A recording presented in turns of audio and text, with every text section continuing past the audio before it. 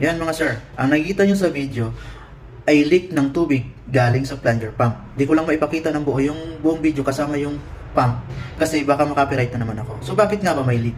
Usually kasi ang ginagamit na sealing to separate the weighted parts ng mga plunger pumps is gland packing. Ito ang isa sa pinaka-disadvantage niya compare sa mechanical seal na walang leak kung ang paggagamitan mo ay centrifugal pump.